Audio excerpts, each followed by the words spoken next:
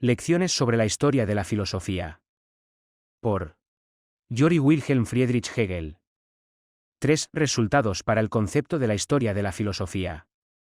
De este modo, la filosofía es un sistema en evolución y lo es también, por tanto. La historia de la filosofía, hemos llegado, con ello, al punto central. Al concepto fundamental que nos proponemos exponer en el estudio de esta historia. Para explicar esto es necesario señalar, ante todo, la diferencia que aquí puede presentarse en lo que el modo de la aparición se refiere. En efecto, la aparición de las diversas fases en el progreso del pensamiento puede presentarse con la conciencia de la necesidad con arreglo a la cual se deriva cada fase siguiente y según la cual solo puede producirse esta determinación y forma, o puede concebirse al margen de esta conciencia. A la manera de un producirse natural y, al parecer, fortuito, de tal modo que el concepto, aun actuando interiormente de un modo consecuente, no deje traslucir esta consecuencia, bien como ocurre en la naturaleza, en que, al llegar la fase de desarrollo de las ramas, las hojas, las flores y los frutos, brota cada uno de estos elementos por sí mismo. Pero en que la idea interior es el criterio guía y determinante de esta sucesión. Bien como ocurre en el desarrollo del niño, en que las capacidades físicas y, sobre todo, las actividades espirituales van manifestándose de un modo simple y espontáneo. De tal modo que los padres que pasan por primera vez por esta experiencia tienen la sensación de estar asistiendo a un milagro en el que sale al exterior, poco a poco, todo lo que existía interiormente desde un principio y en que la sucesión de estos fenómenos, vista en su conjunto, representa, simplemente, la forma de un proceso que se desarrolla en el tiempo. El exponer uno de los modos de este manifestarse, el que consiste en la derivación de las formas, en la necesidad pensada y conocida de las determinaciones, es misión y tarea de la propia filosofía. Y como lo que aquí importa es la idea pura y no, por el momento, la ulterior plasmación particular de esta idea como naturaleza y como espíritu, la exposición a que nos referimos incumbe, preferentemente, a la lógica. La otra modalidad, la que presenta las distintas fases y momentos de la evolución vistos en el tiempo. En el plano del acaecer, en estos o los otros lugares particulares, en este o en aquel pueblo. En tales o cuales circunstancias políticas y dentro de tales o cuales complejidades, en una palabra, bajo una determinada forma empírica, es, precisamente, el espectáculo que nos ofrece la historia de la filosofía. Es esta la única concepción digna de esta ciencia, es, de suyo, la concepción verdadera. Por el concepto de la cosa misma, y el estudio de esta propia historia demostrará que es, además, la que corresponde a la realidad y se corrobora a la luz de ella. Ateniéndonos a esta idea, podemos afirmar que la sucesión de los sistemas de la filosofía en la historia es la misma que la sucesión de las diversas fases en la derivación lógica de las determinaciones conceptuales de la idea. Podemos afirmar que, si despojamos los conceptos fundamentales de los sistemas que desfilan por la historia de la filosofía, simplemente de aquello que afecta a su forma externa, a su aplicación a lo particular y otras cosas por el estilo, obtendremos las diferentes fases de determinación de la idea misma, en su concepto lógico. Y, a la inversa, si nos fijamos en el proceso lógico por sí mismo, enfocaremos el proceso de desarrollo de los fenómenos históricos en sus momentos fundamentales. Lo que ocurre es que hay que saber reconocer, identificar estos conceptos puros por debajo de las formas históricas. Podría pensarse que la filosofía tiene que seguir en las fases de la idea otro orden que aquel en que estos conceptos se manifiestan en el tiempo, pero, visto en su conjunto, el orden es el mismo. Es cierto, sin embargo, que, en un aspecto, la sucesión histórica en el tiempo se distingue de la sucesión en la ordenación de los conceptos. Pero no nos detendremos a examinar aquí, de cerca, qué aspecto es ese. Pues ello nos desviaría demasiado de nuestro fin. Señalaremos simplemente una cosa. De lo dicho se desprende que el estudio de la historia de la filosofía es el estudio de la filosofía misma y no podía ser de otro modo. Quien estudia la historia de la física, de la matemática, etc., traba al mismo tiempo conocimiento con la física y la matemática mismas. Claro está que, para poder descubrir, a través de la forma y la manifestación empíricas bajo las que aparece históricamente la filosofía, sus avances como evolución de la idea, es necesario poseer de antemano el conocimiento de la idea misma. Del mismo modo que, para poder enjuiciar los actos humanos, necesitamos poseer de antemano los conceptos de lo bueno y lo justo. De otro modo, como vemos en tantas historias de la filosofía, solo se ofrecerá a nuestra mirada, Desnuda de la idea, un montón informe de opiniones. El exponer esta idea y explicar a la luz de ella los fenómenos es misión de quien trata de exponer. Fundadamente. La historia de la filosofía y no es otra la razón que nos mueve a nosotros a dar un curso sobre este tema. El observador debe, pues, estar ya pertrechado con el concepto de la cosa para ver cómo se manifiesta y, así, poder interpretar verdaderamente el objeto. Por eso no debe extrañarnos que haya tantas vacuas historias de la filosofía en las que la serie de los sistemas filosóficos aparece expuesta como una serie de simples opiniones, errores y juegos del pensamiento. Juegos del pensamiento, muchos de ellos, en los que jarilla, indudablemente, un gran derroche de agudeza, de esfuerzos del espíritu. Y todo lo que se quiera decir de agradable en cuanto al lado formal de los mismos. Pero, dada la ausencia de espíritu filosófico de que tales historiadores dan pruebas, ¿cómo habría de serles dado concebir y exponer, en su contenido, lo que es el pensamiento racional? De lo que queda dicho acerca de la naturaleza formal de la idea se desprende que solo merece el nombre de ciencia. Una historia de la filosofía concebida como un sistema de evolución de la idea. Una colección de conocimientos no es una ciencia. Si queremos que esta historia sea, de suyo, algo racional, tenemos que verla como una sucesión de fenómenos basada en la razón. Fenómenos que tienen por contenido y descubren lo que la razón es. Solo así presentarán los sucesos de esa historia un carácter racional. ¿Cómo podría todo lo que acaece en materia de razón no ser, de suyo, algo racional? Ya el hecho de pensar que no es la casualidad la que gobierna las cosas humanas supone una fe racional, y es, precisamente, misión de la filosofía el llegar a conocer que, por más que sus propias manifestaciones tengan un carácter histórico, solo se hallan determinadas por la idea. Estos conceptos generales establecidos, de antemano determinan las categorías cuya aplicación a la historia de la filosofía tenemos que examinar. Esta aplicación se encargará de ofrecer a nuestra mirada los más importantes puntos de vista de esta historia. A. Evolución de las múltiples filosofías en el tiempo. El problema más inmediato que cabe plantear acerca de la historia de la filosofía se refiere a aquella diferencia en cuanto a las manifestaciones de la idea misma, que más arriba establecíamos. El problema de saber cómo puede explicarse que la filosofía aparezca como una evolución en el tiempo y tenga una historia. La solución que a este problema se dé guarda cierta relación con la metafísica del tiempo. Y nos desviaríamos demasiado de la finalidad aquí perseguida si tratáramos de señalar algo más que los momentos, de los que depende la solución del problema planteado. Decíamos más arriba, al hablar de la esencia del espíritu, que su ser es su acción. La naturaleza, en cambio, es como es, sus cambios solo son, por tanto, repeticiones. Su movimiento un movimiento cíclico. La acción del espíritu consiste, más precisamente, en conocerse a sí mismo. Cuando digo que existo, de un modo inmediato, existo solamente como organismo vivo, en cuanto espíritu. Solo existo en la medida en que me conozco.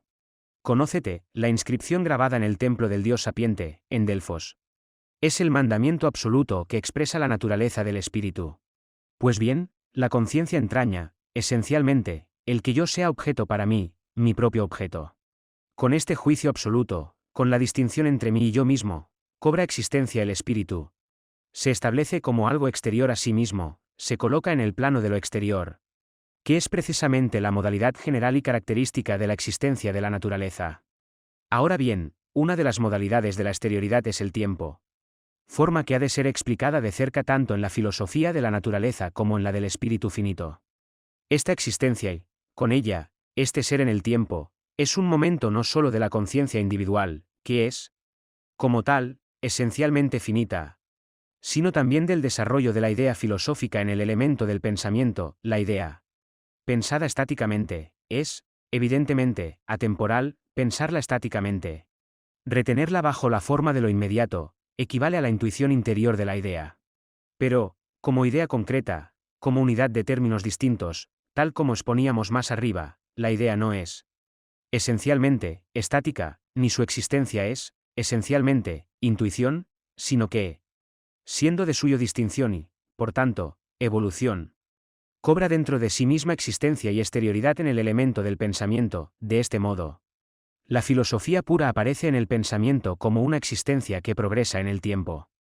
Ahora bien, este elemento del pensamiento es un elemento abstracto. Es la actividad de una conciencia individual. El espíritu, en cambio, no actúa solamente como conciencia individual, finita, sino como espíritu en sí universal, concreto. Pero esta universalidad concreta abarca todos los lados y modalidades desarrollados en los que, con arreglo a la idea, es y deviene su objeto. De este modo, su pensante captarse a sí mismo es, al propio tiempo, un progresar henchido de la realidad total. Desarrollada, un progresar que no recorre el pensamiento de un individuo y se representa en una conciencia individual, sino que aparece como el espíritu universal que se manifiesta en la historia universal en toda la riqueza de sus formas. En esta evolución se da, por tanto, el caso de que una forma, una fase de la idea cobre conciencia en un pueblo, de tal modo que este pueblo y esta época solo expresen esta forma, dentro de la cual se desarrolla su universo y se elabora y plasma su estado, y que, en cambio, la fase superior tarde a veces siglos en aparecer en otro pueblo. Si sabemos retener estas determinaciones de lo concreto y de la evolución, vemos que la naturaleza de lo múltiple adquiere un sentido completamente distinto y que la palabrería acerca de la variedad de las filosofías, como si lo vario fuese un algo permanente y fijo, algo que las diferencias exteriormente a las unas de las otras, pierde importancia y se ve colocada en el lugar que le corresponde. Palabrería en que la actitud de altiva displicencia ante la filosofía cree tener un arma invencible contra ella y que, llevada del orgullo, verdadero orgullo de mendigo, con que contempla tan míseras determinaciones, ignora totalmente lo que posee y debe saber, en este caso, la variedad y la diversidad. Es esta una categoría que, sin embargo, todo el mundo comprende, que a nadie choca, que cualquiera conoce y cree poder manejar y emplear como si la comprendiera íntegramente y se da por supuesto, que todo el mundo sabe lo que realmente es. No obstante, quienes consideran la variedad como una determinación absolutamente fija no conocen su naturaleza ni la dialéctica de la misma. La variedad es algo que fluye, hay que captarla, esencialmente, en el movimiento de la evolución, como un momento pasajero. La idea concreta de la filosofía es la actividad de la evolución, a lo largo de la cual va eliminando las diferencias que en ella se contienen. Y estas diferencias son todas ellas pensamientos, pues es de la evolución del pensamiento de lo que aquí hablamos. El saber que las diferencias que las ideas llevan consigo se establecen como pensamientos, es lo primero. Lo segundo es que estas diferencias deben llegar a existir, la una aquí, la otra allí, y para poder hacerlo, necesitan ser cada una de ellas un todo, es decir, contener en ellas la totalidad de la idea. Solo lo concreto es lo real, aquello sobre que descansan las diferencias. Y solo así son las diferencias formas totales. Pues bien, esta plasmación completa del pensamiento en sus formas es una filosofía. Pero las diferencias encierran la idea en una forma peculiar. Podría decirse que la forma es indiferente y lo fundamental el contenido, la idea. Y se cree hacer una concesión muy equitativa cuando se dice que las distintas filosofías contienen todas ellas la idea, aunque bajo diversas formas, dando a entender que estas formas son algo puramente fortuito. Sin embargo, tienen importancia. Pues estas formas no son otra cosa que las diferencias originarias de la idea misma, que solo en ellas es lo que es, son, pues, esenciales a ella y constituyen, en realidad, el contenido mismo de la idea, el cual, al desdoblarse, se convierte en forma. Ahora bien, la variedad de los criterios determinantes con que aquí nos encontramos no es algo indeterminado, vago, sino algo necesario. Las formas parciales se integran en la forma total. Son las determinaciones de la idea originaria las que forman, en su conjunto, la imagen del todo. Y como existen las unas fuera de las otras, la suma de todas no se halla en ellas, sino en nosotros, en quienes las consideramos. Cada sistema está contenido en una determinación, sin embargo, la cosa no termina, ni mucho menos, en que las diferencias se hallen las unas fuera de las otras. Necesariamente tiene que producirse el destino de estas determinaciones, el cual consiste, precisamente, en que se enlacen y sumen todas ellas, descendiendo así al nivel de simples momentos. La modalidad en que cada momento se establecía como algo propio e independiente se ve, a su vez, levantada. Tras la expansión viene la contracción, la unidad de que todos aquellos momentos partieron. Y este tercer término solo puede ser, a su vez, el comienzo de una nueva evolución. Podría pensarse que este proceso se desarrolla hasta el infinito, pero no es así, pues también él tiene una meta absoluta, que más tarde sabremos cuáles, tienen que producirse, sin embargo, muchos virajes antes de que el espíritu cobre su libertad, al adquirir la conciencia de sí mismo. A la luz de esta concepción de la historia de la filosofía, la única digna Es como debe contemplarse el templo de la razón consciente de sí misma, es un templo racionalmente construido por un arquitecto interior, y no al modo de los canteros del templo salomónico. La gran premisa, la de que también en el mundo han seguido las cosas un curso racional. Lo que da verdadero interés a la historia de la filosofía, no es otra cosa que la fe en la providencia. Solo que en otra forma. Si lo mejor del mundo es lo que crea el pensamiento, no están en lo cierto quienes creen que solo impera la razón en la naturaleza, no en lo espiritual. Quien en los acontecimientos que se producen en el campo del espíritu, las filosofías, solo vea contingencias. No toma en serio la fe en un gobierno divino del universo y cuanto diga de ello no pasará de ser simple palabrería. Es cierto que el espíritu necesita largo tiempo para llegar a elaborar la filosofía. Y no cabe duda de que para quien medite a primera vista acerca del problema puede resultar sorprendente la duración del tiempo, al igual que la magnitud de los espacios de que nos habla la astronomía. Pero, por lo que a la lentitud del espíritu del mundo se refiere, hay que tener en cuenta que no necesita apresurarse, 1000 años son para ti tanto como un día. Tiene tiempo de sobra, precisamente porque vive al margen del tiempo, porque es eterno. Los efímeros seres que viven de la noche a la mañana no disponen de tiempo bastante para realizar tantos de sus fines. ¿Quién no muere antes de haber podido cumplir lo que se proponía? El espíritu del mundo no solo dispone de bastante tiempo. No es solamente tiempo lo que ha de invertirse en la adquisición de un concepto, cuesta, además, muchas otras cosas. Tampoco le preocupa el que tenga que emplear tantas y tantas generaciones humanas hasta llegar a cobrar conciencia de sí mismo, el que haya de recorrer un camino extraordinariamente largo de nacimientos y muertes. Es lo bastante rico para poder permitirse estos derroches. Acomete su obra en grande y dispone de naciones e individuos en abundancia para emplearlos en sus fines. Se dice, y es una afirmación exacta, aunque trivial, que la naturaleza llega a su meta por el camino más corto. En cambio, el camino del espíritu es el camino de la mediación y el rodeo, el tiempo, el esfuerzo, la dilapidación, son criterios de la vida finita que para nada interesan aquí. Y no debemos sentirnos tampoco impacientes al ver que tales o cuales designios concretos no se realizan desde ahora mismo, que tal o cual cosa no es ya una realidad en la historia universal. Los progresos se realizan lentamente. B. Aplicación al modo de tratar la historia de la filosofía. La primera consecuencia que se desprende de lo anterior es la de que la historia de la filosofía, considerada en su conjunto, es un proceso necesario y consecuente, racional de suyo y determinado a priori por su idea. Es este un ejemplo del que la historia de la filosofía puede sentirse orgullosa. Lo contingente debe ser abandonado a la puerta misma de la filosofía. La misma necesidad que preside la evolución de los conceptos en la filosofía informa su desarrollo en la historia. Lo que impulsa hacia adelante es siempre la dialéctica interna de las formas. Lo finito no es nunca verdadero ni lo que debe ser para que exista, necesita una determinabilidad. Pero la idea interior se encarga de destruir estas formas finitas. Una filosofía que no presente una forma absoluta, idéntica a su contenido, tiene necesariamente que pasar. No puede permanecer, porque su forma no es la verdadera. El segundo criterio que se desprende de lo anterior es el de que toda filosofía ha sido necesaria y lo sigue siendo. Por tanto, ninguna desaparece por completo, sino que todas se conservan afirmativamente en la filosofía como momentos de un gran todo. Pero es necesario que sepamos distinguir entre el principio especial de esta filosofía, como tal principio especial, y la aplicación de este principio a través de toda la concepción del mundo. Los principios se mantienen, la novísima filosofía no es sino el resultado de todos los principios precedentes. En este sentido, puede decirse que ninguna filosofía ha sido refutada. Lo refutado no es el principio de esta filosofía, sino solamente la pretensión de que este principio sea la determinación última y absoluta. La filosofía atomística, por ejemplo, llegaba a la conclusión de que el átomo es lo absoluto, la unidad indivisible, que es, más profundamente, lo subjetivo, lo individual, y como la simple unidad es. Si se sigue ahondando en ella, el ser para sí abstracto, lo absoluto se concebía, así, como una pluralidad infinita de unidades. Este principio atomístico ha sido refutado, hoy ya no somos atomistas.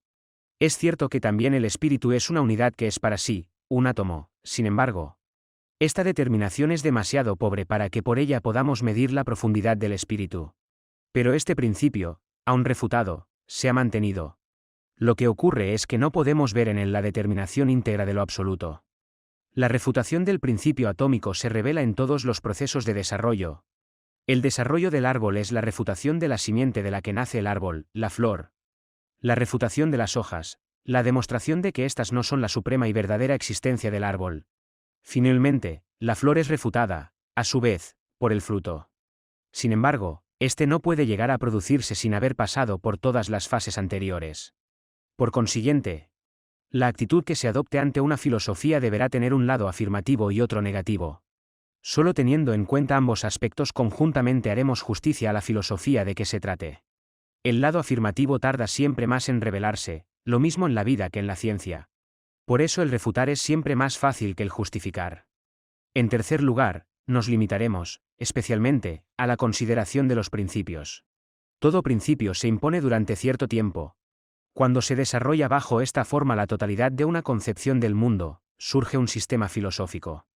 En este caso, es necesario conocer el desarrollo en su conjunto, pero cuando el principio es todavía abstracto, no basta con comprender las formas pertenecientes a nuestra concepción del universo.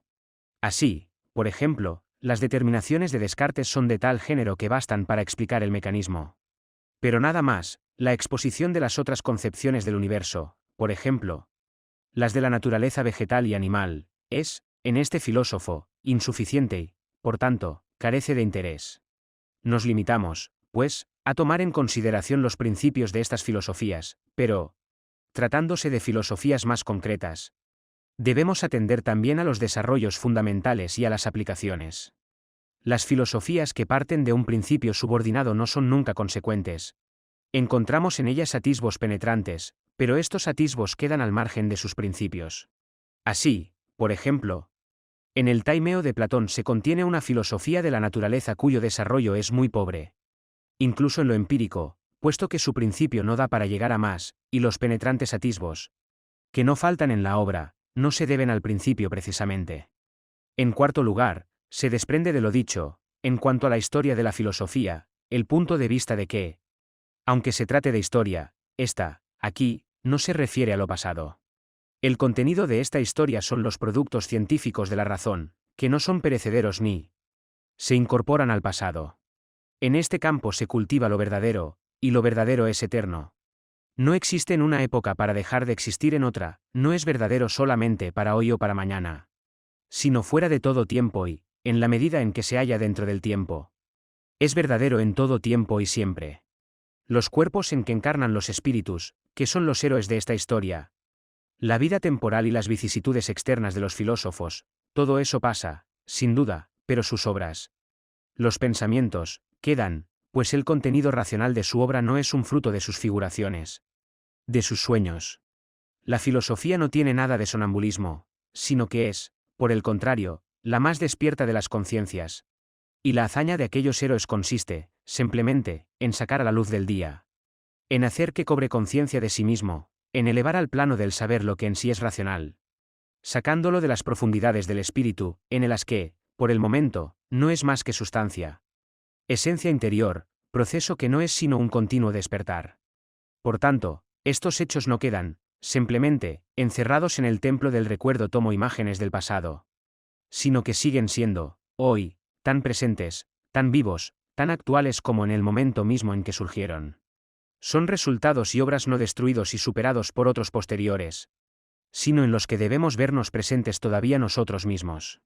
No se conservan en lienzos ni en mármoles, en el papel, en la representación o en la memoria. El elemento en que se perpetúan no es ninguno de estos, es decir, no es ningún elemento perecedero de suyo o que pertenezca al mundo de lo perecedero, sino que es el pensamiento, el concepto, la esencia imperecedera del espíritu, a la que no llegan ni las polillas ni los rateros. Las adquisiciones del pensamiento, en cuanto le han surgido al espíritu, forman el ser del espíritu mismo. Estos conocimientos son, por ello mismo, algo más que pura erudición, algo más que el conocimiento de lo muerto, lo enterrado, lo descompuesto. La historia de la filosofía ha de ocuparse de lo que no envejece, de lo presente vivo. Pensemos lo más preciso entre la historia de la filosofía y la filosofía misma. Podemos apropiarnos toda la riqueza distribuida a lo largo del tiempo. En la serie de las filosofías debemos ver la sistematización de la ciencia filosófica misma. Hay que señalar, sin embargo, a este propósito, una distinción: el principio se halla en lo que es en sí, en lo inmediato, lo abstracto, lo general, en lo que aún no se ha desarrollado. Lo más concreto y más rico viene después, lo primero en el tiempo es lo más pobre en determinaciones. A primera vista, podría parecer que es al revés, sin embargo, las representaciones filosóficas son, con mucha frecuencia, precisamente lo contrario de la representación común, lo que también se cree, pero que no se quiere descubrir. Podría pensarse que lo primero es lo concreto, que el niño, por ejemplo, concebido todavía en la totalidad originaria de su naturaleza, es más concreto que el hombre. ¿De quién nos imaginamos que es más limitado, que no vive ya esta totalidad, sino una vida más abstracta? Es cierto que el hombre obra con arreglo a determinados fines, no con toda su alma y todo su ánimo, sino dispersándose en multitud de detalles abstractos, mientras que el niño o el joven ponen en sus actos toda el alma. El sentimiento y la intuición son lo primero, el pensamiento lo último.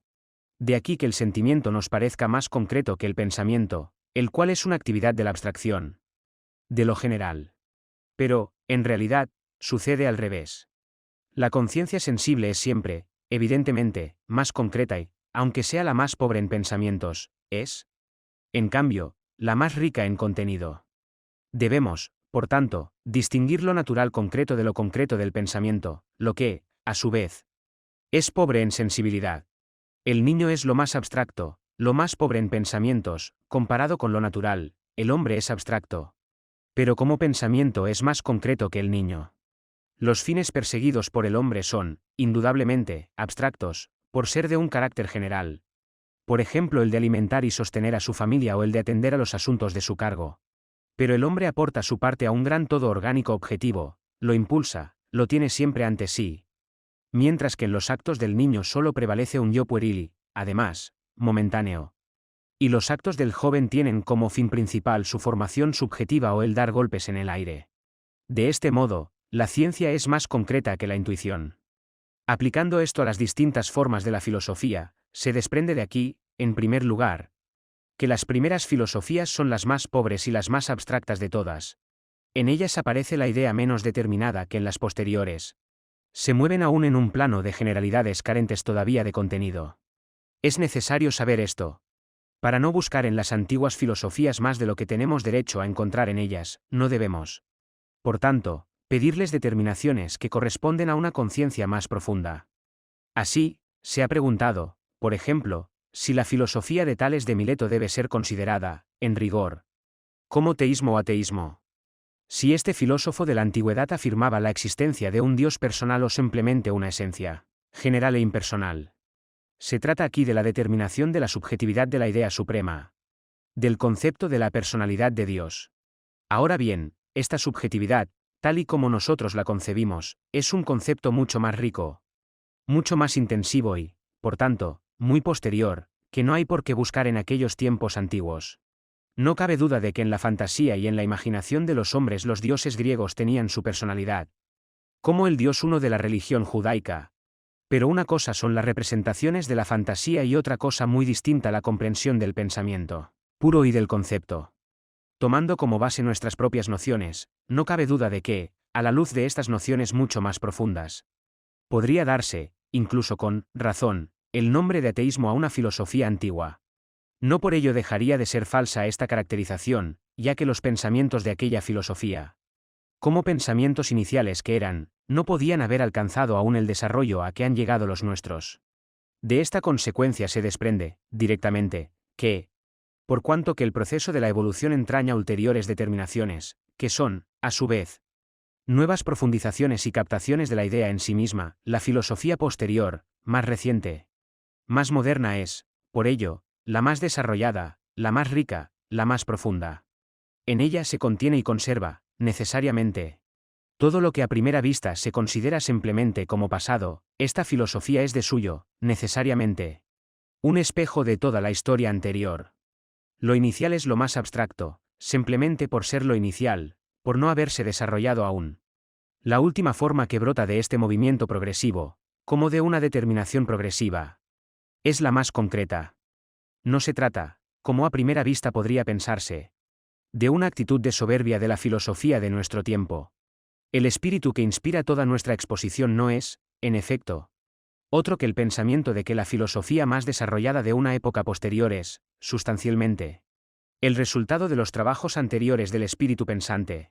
Un fruto que nace impulsado y acicateado por estos puntos de vista anteriores y flat, no aislado de ellos. Como si brotase por sí mismo de la tierra. Asimismo, debemos recordar aquí algo que no hay por qué guardar en silencio. Puesto que va implícito en la naturaleza misma de la cosa, y es que la idea, tal como aparece concebida y expresada en la novísima filosofía, es la más desarrollada, la más rica, la más profunda. Recordamos esto, porque el nombre de filosofía nueva, moderna, novísima se ha convertido en una especie de nombre de guerra, que se escucha a todas horas. Quienes creen decir algo al pronunciar este nombre son, casi siempre, los que más se inclinan a santiguarse y echar bendiciones ante la muchedumbre de las filosofías. Tanto más cuanto más propenden, bien a ver un sol en cada estrella y hasta en cada vela. Bien a considerar toda ocurrencia como una filosofía y a aducirla, por lo menos, en prueba de que existen muchísimas filosofías y de que todos los días aparece una que desplaza a las anteriores. Han inventado, al mismo tiempo, la categoría en que pueden colocar toda filosofía que parece adquirir cierta significación y con la que, al mismo tiempo, pueden deshacerse de ella, la llaman, simplemente, una filosofía a la moda. La segunda consecuencia que conviene destacar aquí es la que se refiere al modo como deben tratarse las antiguas filosofías. Aquel punto de vista nos ayuda, asimismo, a no considerarlas culpables cuando echamos de menos en ellas criterios determinantes que para ellas aún no existían, y también a no recargarlas de consecuencias y afirmaciones que aún no podían admitir ni hacer, aunque se deriven certeramente del pensamiento contenido en ellas. Es necesario abordar el problema históricamente, es decir, atribuir a las filosofías solamente lo que sabemos que encerraban y no lo que a nosotros nos parezca obligado que contuvieran. La mayoría de las historias de la filosofía están llenas de anomalías de estas, en las que vemos cómo se le atribuyen a un filósofo una serie de tesis metafísicas que él no sentó y que se le imputan más o menos caprichosamente. Nos encontramos a cada paso con la supuesta indicación histórica de afirmaciones que ese filósofo jamás hizo, que pudo haber hecho, tal vez, pero en las que ni siquiera pensó, de las que no dijo ni una palabra, de las que no se encuentra en su obra la más leve huella. Así, en la gran historia de la filosofía de Bracker, parte I. pp. 465 a 478 ss, cf. infra, p. 106, se citan una serie de 30, 40 y hasta 100 filosofemas puestos en boca de tales y de otros filósofos y de los cuales ni un solo pensamiento ha podido encontrarse históricamente en ellos, tesis, acompañadas, incluso, de citas y de razonamientos del mismo cariz, entre los que en vano nos esforzaremos por descubrir nada verdaderamente histórico. El procedimiento seguido por Bracker consiste, en efecto, en adornar el simple filosofema de un pensador antiguo con todas las consecuencias y premisas que, según las concepciones de la metafísica wolfiana, debieran ser las premisas y consecuencias de aquella filosofema, citando lo que no es más que una pura invención con el mismo desembarazo que si se tratara de un verdadero hecho histórico. Por ejemplo, Bracker atribuye a Tales el apotegma de ex nihilo fit nihil, basándose para ello, simplemente, en que el pensador de Mileto dice que el agua es eterna. Esto nos autorizaría a incluir a Tales entre los filósofos que niegan la creación a base de la nada. Sin embargo, Tales, por lo menos históricamente, no llegó a pensar para nada en esto. También el señor profesor Ritter, cuya historia de la filosofía jónica es obra de un paciente estudio y que, en general, procura no atribuir a los pensadores pensamientos extraños a ellos, imputa tal vez a Tales más de lo que históricamente puede imputársele. Dice, pp. 12 a 13 de aquí que debamos considerar, en un todo, como dinámica la concepción de la naturaleza que encontramos en Tales. Este pensador concebía el universo a modo de un animal viviente que lo abarcaba todo y el cual se había desarrollado de un embrión, como todos los animales, y, como todos ellos también, era algo húmedo o hecho de agua. La concepción fundamental del universo, en Tales, es, por tanto, la de un todo vivo que se ha desarrollado de un embrión y que, al modo de los animales, se sostiene por medio de una alimentación adecuada a su naturaleza, CFRP 16. Es algo muy distinto de lo que nos dice Aristóteles. Nada de esto aparece en lo que los antiguos cuentan de Tales. Es una consecuencia fácil de sacar, pero, históricamente, nada hay que la justifique. No tenemos derecho a sacar de una filosofía antigua consecuencias por el estilo de estas, que hacen de ella algo totalmente distinto de lo que originalmente fue. Es fácil sentir la tentación de acoplar los pensamientos de los filósofos antiguos a nuestra propia manera de pensar. Pero esto es, precisamente, lo que constituye el proceso de la evolución, la diferencia de los tiempos, de la cultura y de las filosofías consiste, cabalmente, en saber si estas reflexiones, estos criterios del pensamiento y estas condiciones propias del concepto se habían revelado ya, en realidad, a la conciencia, o no, si la conciencia había adquirido ya, o no, semejante grado de desarrollo. La historia de la filosofía versa solamente sobre esta evolución y esta manifestación de los pensamientos. Los criterios determinantes se derivan ciertamente de una tesis, pero es muy diferente si realmente llegaron a desprenderse de ella, o no. De lo que se trata es precisamente de saber si lo implícito llegó, o no, a deducirse en la época de que se trata. Esto nos obliga a no emplear más que las palabras adecuadas. La evolución entraña determinaciones ulteriores del pensamiento que no se hallan aún en la conciencia de aquel filósofo. Así, dice Aristóteles que Tales dijo que el principio de todas las cosas era el agua. Sin embargo, parece que el primer pensador que empleó la palabra fue Anaximandro, por tanto, de ser cierto esto, no es posible que Tales exprese la determinación del pensamiento que en ella se contiene. Conocería la APXH como comienzo en el tiempo, pero no como principio, como fundamento. Tales no enuncia, en su filosofía, ni siquiera el concepto de causa, mal podía, pues, enunciar el de causa primera, que implica una determinación aún más profunda. Existen, todavía hoy, pueblos enteros que aún no conocen este concepto, pues para llegar a él es necesario un grado muy alto de evolución. Y sí, ya en general las diferencias de cultura estriban en las diferencias entre los criterios determinantes del pensamiento que se han ido destacando, con mayor razón aún ocurrirá esto tratándose de las filosofías.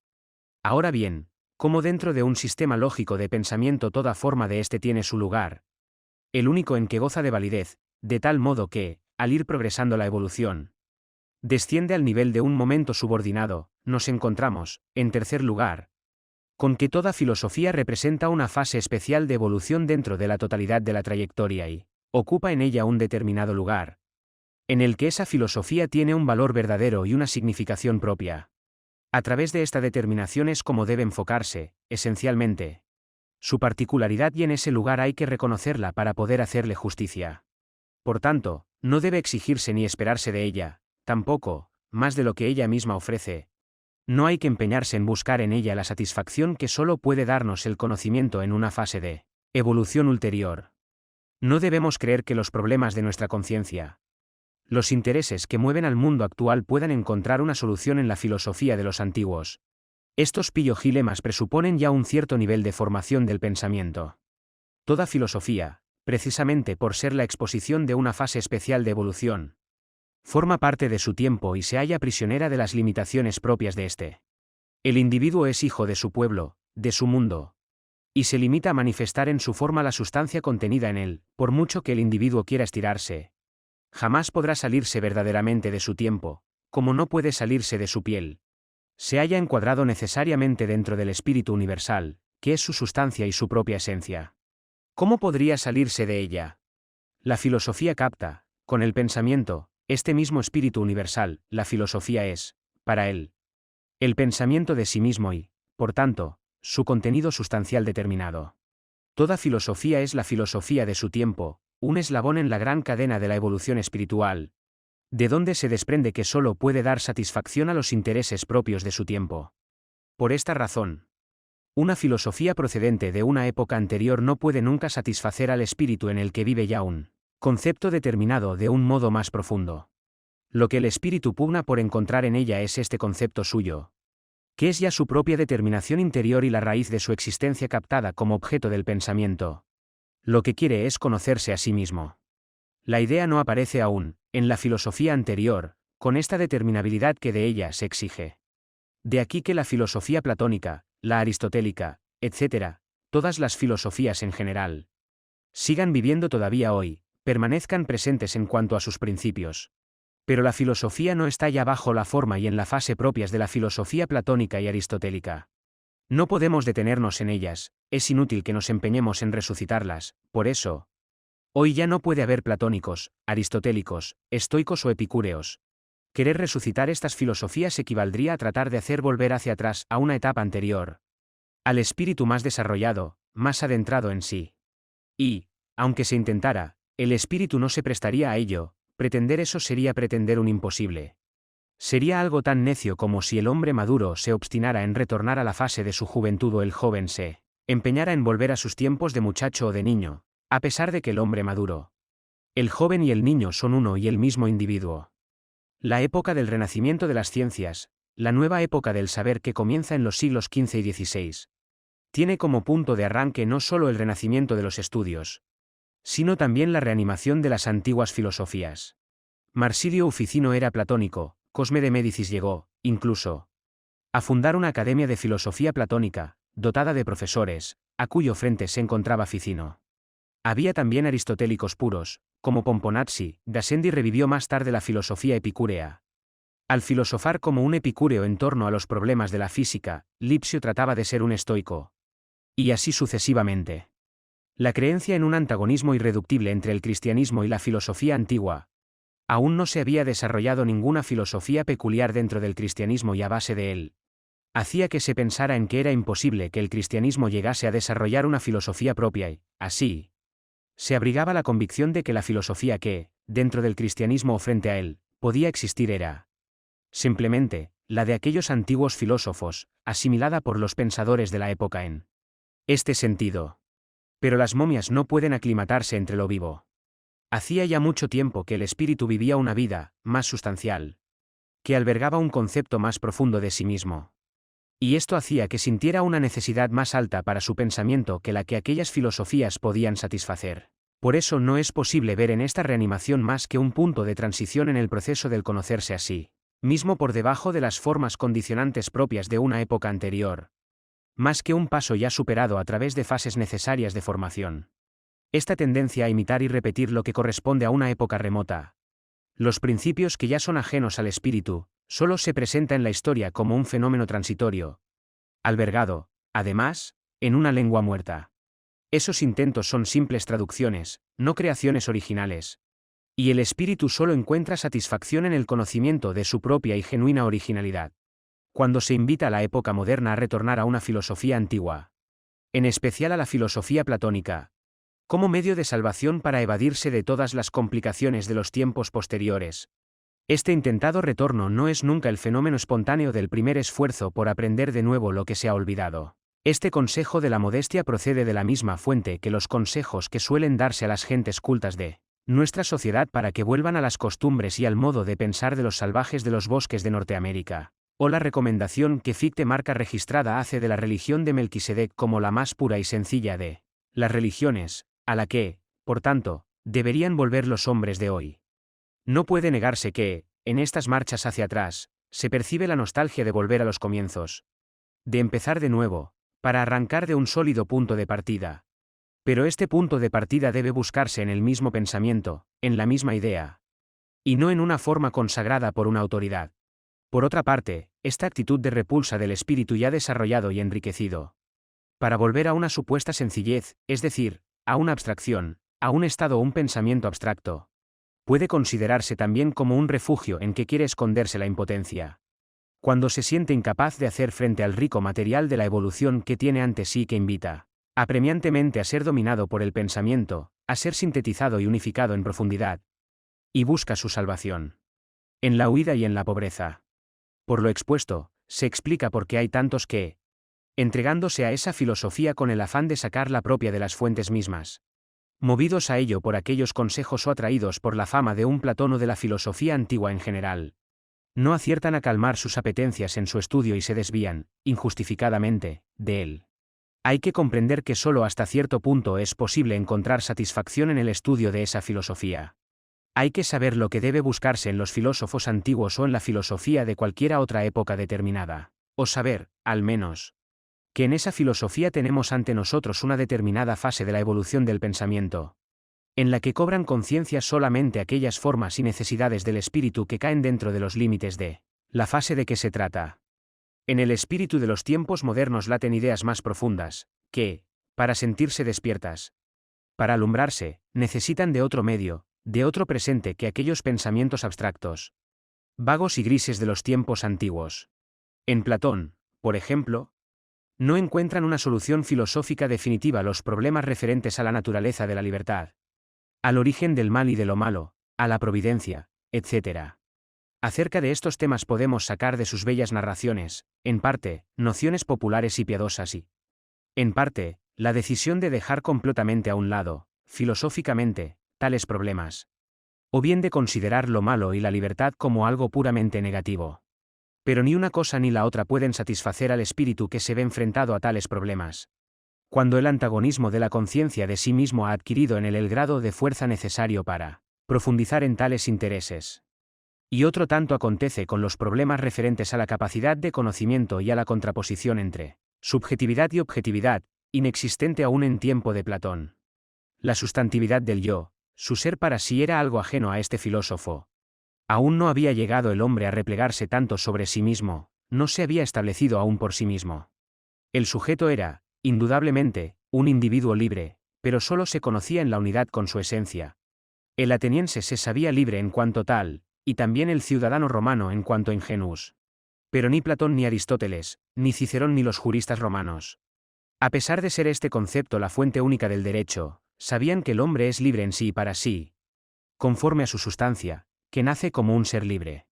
Tenemos que llegar al principio cristiano para ver al espíritu personal, individual. Reconocido en su valor infinito, absoluto, Dios ordena que se ayude y respete a todo hombre. En la religión cristiana se impone la doctrina según la cual todos los hombres son iguales ante Dios, ya que Cristo los ha redimido, conquistando para toda la libertad cristiana. Estas determinaciones hacen que la libertad sea independiente del nacimiento, del estado social, de la cultura, etc.